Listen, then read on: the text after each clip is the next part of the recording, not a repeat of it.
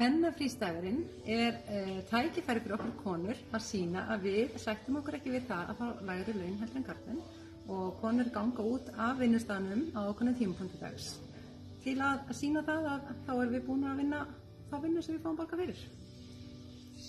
Já. Þetta er fyrst og fremst táknrænn dagur til þess að minna okkur á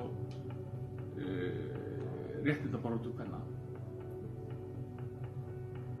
Það er dagur sem að konur mótmæla fyrir launamismunum.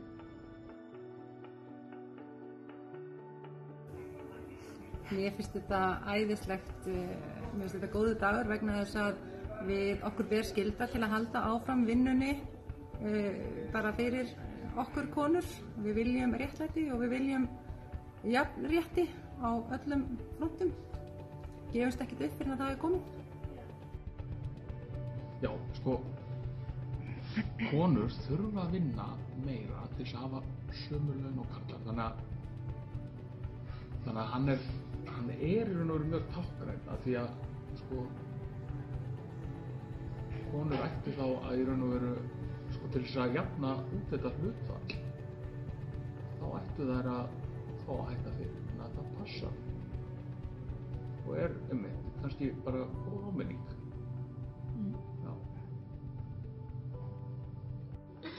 Það er mjög mikilvægur